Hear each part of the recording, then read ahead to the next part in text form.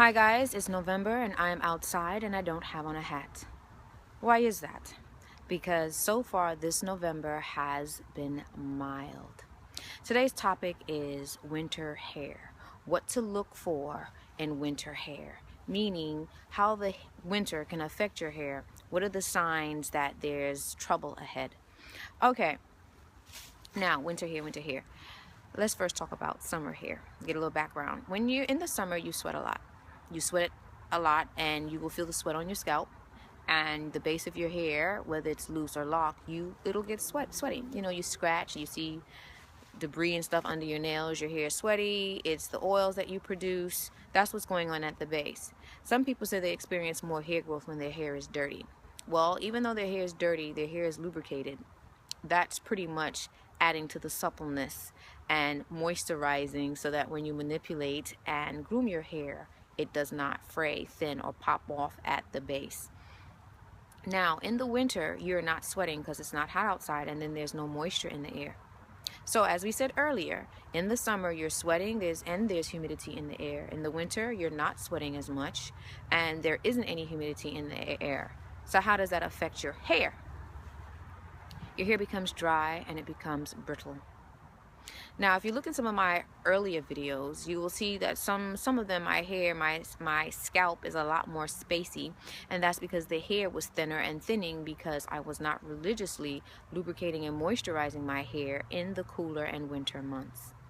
Now, when you have locked hair, or let's just take loose natural hair, when you have loose natural hair and you're manipulating it and you're not putting something on it to moisturize it or condition it during the cooler and colder months, what happens is you will experience breakage at the ends of the hair. The hair will break off, or it'll break off midway through as you're combing and manipulating it. With locks, what you'll experience is thinning. Your hairline, you may see through a lot more. The root line, I call it the root line, your root line will thin out because that portion of your lock, has to take the most tension.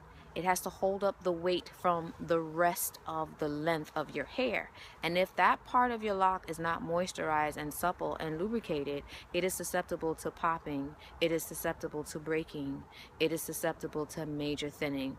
Most people experience major thinning first and then the popping. Sorry, I hear the squirrels in the background and the leaves. Yeah. Anyway. Back to the video at hand. Your lock also has little hairs, especially with the latched and the interlocked locks. When you're palm rolling, you have the tendency for it to be smoother, but these are latched and interlocked locks. If you notice, there's little hairs that stick out of the lock. Okay? So some people have frizzier hair types for these type of locks. And what happens is when you finger comb and manipulate, those little hairs will shear off. They'll break off and you'll see them on the sink and the floor. And you're saying to yourself, why is my hair shedding so much? Or my hair is locked, can it actually shed? Actually having locks pop off at the ends or the middle, that's not the issue. The issue will be the little hairs, and the issue would be the thinning at the base. So how do we combat that? You have to lubricate and moisturize. For me, I have mature locks, and I moisturize and lubricate. Water is moisturized, oil is lubricate. I do those things by giving myself hot oil treatments. So I'll get in the shower, wash my hair squeaky clean.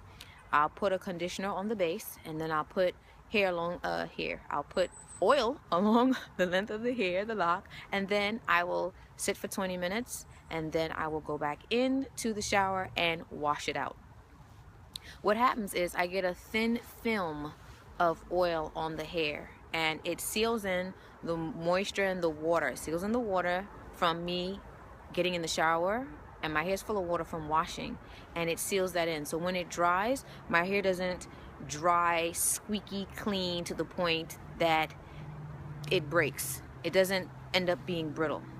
Funny thing is, when I do that, I have to do it the following week. I gotta wash it all out because the elements affect your hair.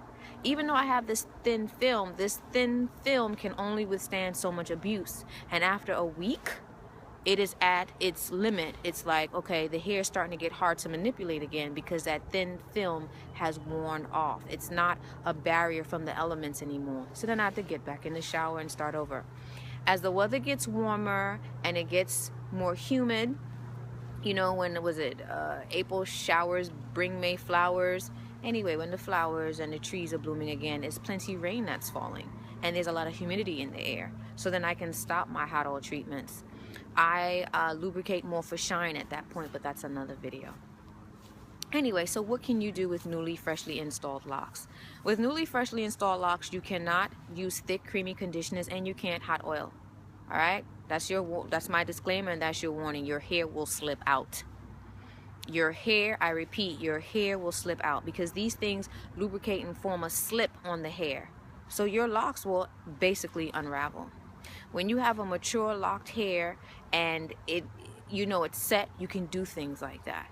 Now, so what do? Well, you can spray the hair. You can spray the hair with water. Some people use water. Some people use water with a little bit of essential oil. Some people use water with a little bit of a carrier oil. Some people use a moisturizing spray. Some people buy and some people concoct their own. It is for you to figure out and for you to experiment with your hair. In the winter months, you have to help your hair along, especially for the kinky, coily, curly, wavy hair types, because our hair loves moisture. It thrives in moisture. So I did say you have to spray a couple times a day, right?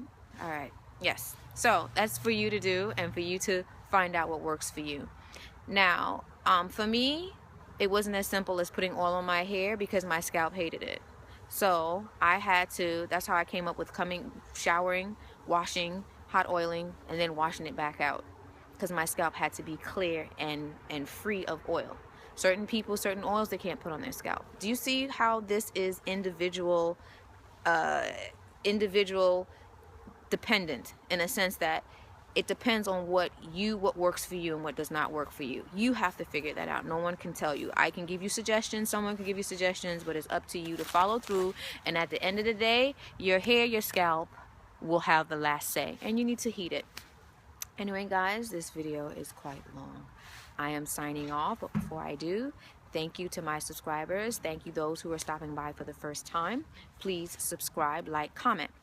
Let me all know in the comments below what you've done to preserve your hair and to lubricate, moisturize it during the cooler and winter months. Sisterlock services and Trust Your Beauty services, the details are in the description box below. And as you know, trust your beauty and own it. See you in the next video. Peace.